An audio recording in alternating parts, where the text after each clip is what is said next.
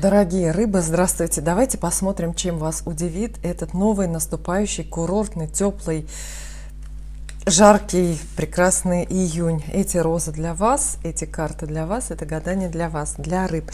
И мы начинаем. Задавайте ваши вопросы картам. Открывает наш рейтинг, открывает наше гадание гигантская Кроули. Вот такие вот карты, всем известные колоды. Ну, с той лишь разницей, что они какие-то очень-очень большие. Вот, кстати, напишите комментарий, как вам кажется, формат колоды, вот маленькие карты или большие, влияет на их характер, на честность предсказаний карт? Это не праздный вопрос. Первая карта для рыб. Помните о том, что предсказательная система Таро – это в первую очередь инструмент для самопознания. Все самые главные ответы на самые главные вопросы находятся внутри вас, а карты только помогают вам их оттуда вытащить. Поэтому чем точнее вы зададите картам вопрос, тем более полезное будет гадание.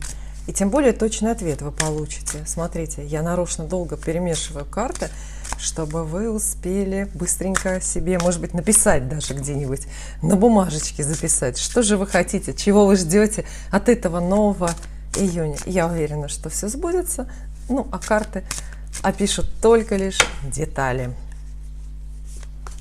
Первая карта для рыб. Ох! Все сбудется, это даже не то слово. Карта колесница вам выпадает, счастливая, триумфальная. Она так и называется, вот одним словом, победа. Но, есть одно но. Чтобы где-то победить, надо где-то сражаться, надо где-то бороться. Поэтому колесница подсказывает вам, советует вам устроить в своей жизни, ну, приключения, какой-то конкурс, понимаете? Если вы себя ни с кем не сравниваете, если вы не живете беспокойно, если вы не рискуете, например, не бежите по жизни, не стремитесь кого-то или что-то обогнать, то колесница для вас – это только лишь пустое, лишнее беспокойство. Это, знаете, как чужой автобус, который вот пронесся мимо, а вы по пыльной обочине шли, и вас просто с ног до головы засыпало. То есть колесница – прекрасная карта, но она подпевает тем людям и поддерживает тех людей, которые вот именно беспокойно живут и которые хотят побеждать в профессии, в работе, в личной жизни, в творчестве. Это тоже может быть. То есть вот понимаете, да, о чем идет речь? А карта с колесиками, естественно, это же колесница, это намек на самые разные дороги. Это может быть даже прямой совет для вас за счастьем, за любовью, за деньгами, за удачей, за чем-то еще. Поехать куда-то, отправиться в командировку, например, согласиться в какую-то дальнюю, там, вместо коллеги холостого, который всю жизнь за всех ездит. Вот. А может быть, это совет переехать. А дорога может быть в метафизическом смысле. Колесница это часто вот подхватывает и заставляет нас менять работу, менять область деятельности, менять место жительства, менять жизненные принципы и взгляды, в конце концов, и менять вообще собственные вот эти вот внутренние настройки, знаете, сбрасывать, обнулиться до заводских и ввести какие-то вот такие новые.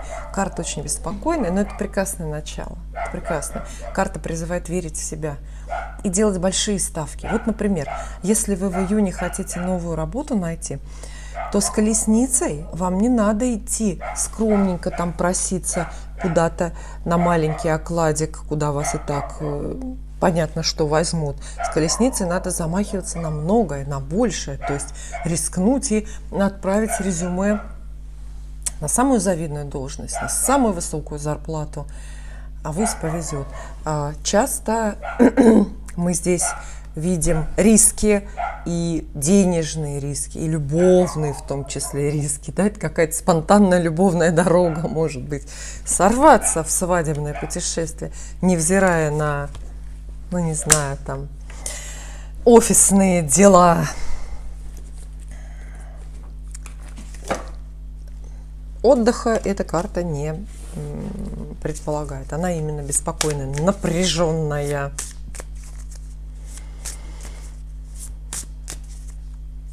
Из колоды Таро. Такие вот редкие у меня достаточно карты есть с четкими графичными иллюстрациями. Тоже смотрите, вот они, карты для вас.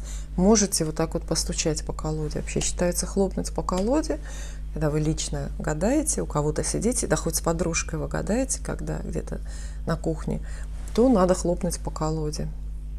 Оживить ее, взбодрить, взбить, как сливки. Сколько я не вертела, вот, сказала, что у рыб не получится спокойного июня. Вот этого не ждите. Ждите чего угодно. Радости, победы, дороги, впечатления, удивления. Люди вас удивят, вы кого-то тоже. Но только не ждите покоя. 7 жезлов, пожалуйста. Карта называется «Доблесть». И карта эта дословно советует только одно. Знаете что? Сейчас любые действия лучше, чем никаких. Услышали вы? Вдумались в этот смысл? Любые действия по заданной теме, естественно. Вот что вас беспокоит? Где вам сейчас нужна удача? Где вам надо победить? Суд ли это? Спор ли это какой-то? Опять же, рабочий проект или, может, роман там с соперницей надо разобраться, да? Сейчас любые действия лучше, чем никаких. Карта буквально запрещает вам сидеть, сложа руки. Вы должны бороться, не конфликтовать. Ни в коем случае. С абсолютной верой в себя вы должны, что называется, быть лидером. Поскольку это жезлы, чаще всего это отсылка к каким-то рабочим, профессиональным, карьерным делам. То есть карта предлагает вам отличиться на работе. Вы уже заработали какие-то лавры, мы видим, да?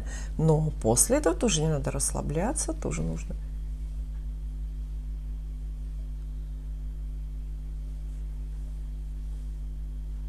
стараться, вот, и чего-то достигать. Но 7 жезлов, кстати, в любви обозначает ревность. Или вообще любые ситуации, в которых эту ревность уместно изобразить, выразить или испытать, почувствовать.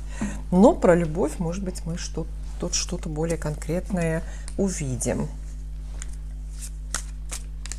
Испанское Таро, тоже одну карту мы отсюда попросим.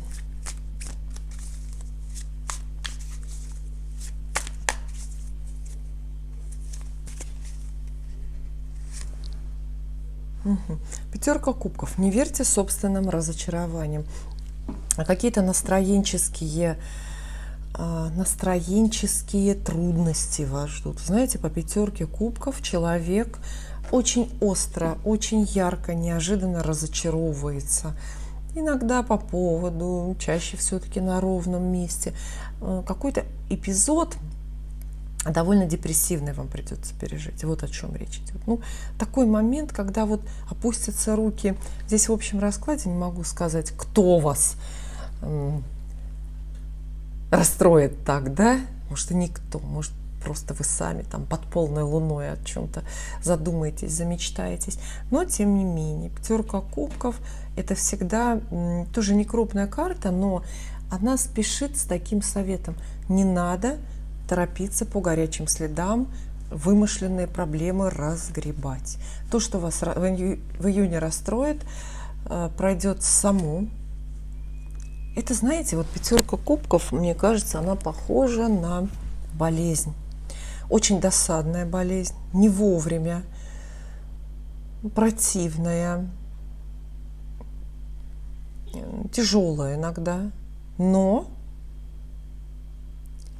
болезнь, которая пройдет сама, которая вылечится, которую не нужно лечить, в которую не нужно вкладываться, о которой не нужно переживать и так далее. Такой вот эпизод, вот такого типа карты он обещает. А далее мы продолжаем. Классические карты Таро. У нас здесь классические карты. Это Таро Райдера Вайта, да? Следующая карта для рыб. Довольно сумбурный месяц. Срочный. И видите, все карты про победу, про доблесть. А мы когда побеждаем? Когда нам доблесть нужна? Когда есть с кем сразиться? Подумайте, оглядитесь в разные стороны. Может, у вас, правда, враги какие-то появились? Может, вы жертвой происков чьих-то становитесь? Хотя открытых конфликтных ситуаций я вам не обещаю, потому что я их не вижу.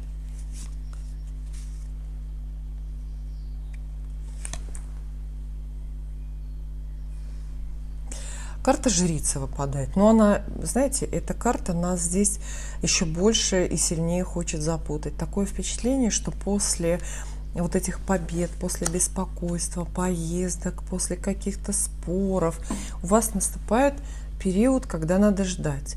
Период покоя, почти что, период умиротворения. И карта предполагает для вас, дорогие рыбы, какой-то достаточно сложный этический выбор.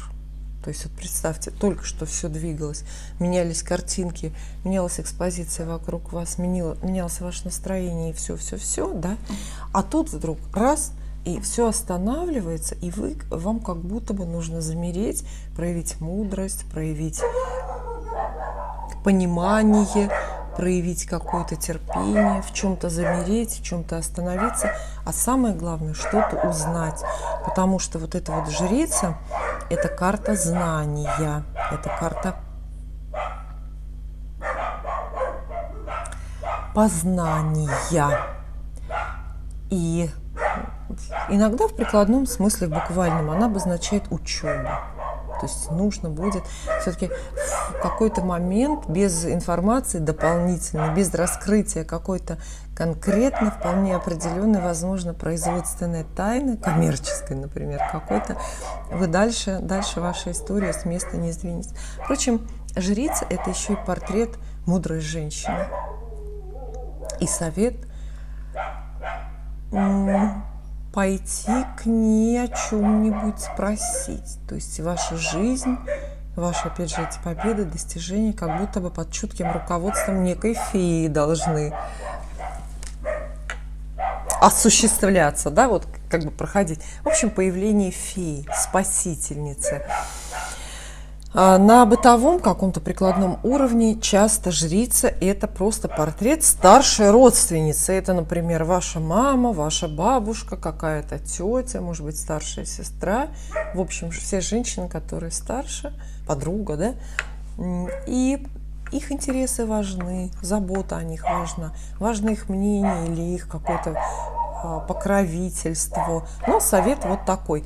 Если если вы расстроились и зашли в какой-то тупик, ступайте за советом к мудрой женщине. Кстати, иногда эта женщина может быть незнакомая, мудрая женщина, например, гадалка какая-нибудь, или психолог, психотерапевт, экстрасенс.